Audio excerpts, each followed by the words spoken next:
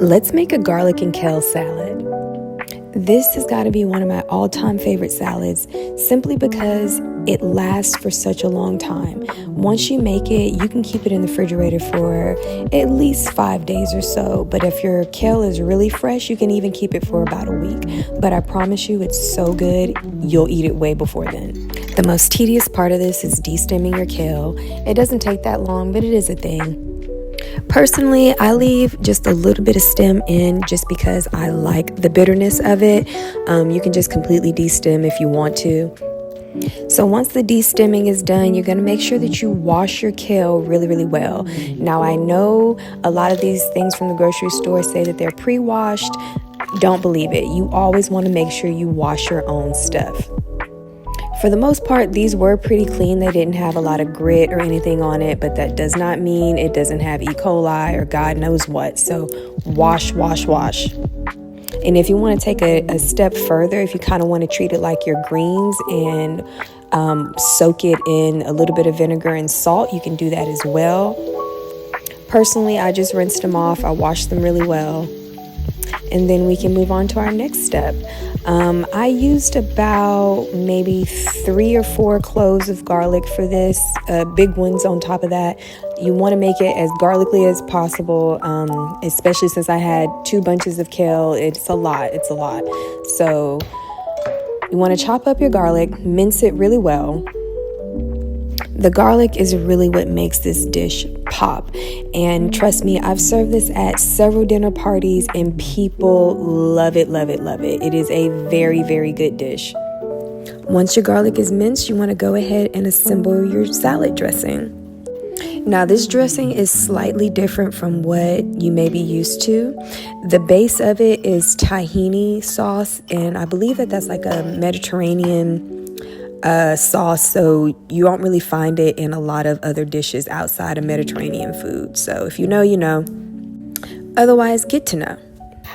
So I put my garlic and my tahini sauce in a bowl, a small mixing bowl, and then to that I added nutritional yeast. And since I was like at the end of my nutritional yeast and the tahini sauce, I just used whatever was in there. Typically, you would measure out about 2 tablespoons, I believe, or something like that. But again, since I was like at the very end of it, I just dumped what was in there. You're going to mix those things in, and then the next thing you want to get is some soy sauce. I use a pretty good, decent grade of soy sauce, but regular soy sauce works just fine. You want to put in a couple of capfuls, and I just measured it to make sure it wasn't super thick. So you want to just keep adding in your soy sauce and your apple cider vinegar until your mixture isn't like a big thick glob, right? Because it is a salad dressing, so you want to thin it out some. Next, I mixed in a couple of capfuls of apple cider vinegar, and then again, I just kept adding until my mixture wasn't super thick, and I thinned it out a little bit, and just kept mixing it. Again, this recipe is super easy and it is forgiving, so you can just keep adding until you get the right consistency. Once your dressing is mixed, you're just going to want to dump that over your kale. And you want to make sure things are incorporated really well. So go ahead and get your salad tongs and toss your salad a couple times. With this particular bowl that I have, it comes with a lid, so you can also shake it as well. But I use my salad tongs just to make sure that everything was really incorporated.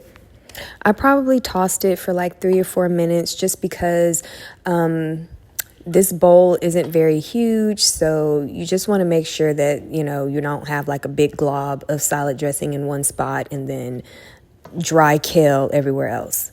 So once I did that, I slapped on my lid and then I put it in the refrigerator to chill. You want to let it chill for at least an hour or 2 because I like my salads cold personally. And then there you have it. Like I said, super easy, super good, nutritious, healthy, and it'll stay fresh in your refrigerator for at least 5 days or so. If you want to squeeze on a little bit of lemon, that's also something good that you can do. I just didn't have any, but yes, squeeze on some lemon.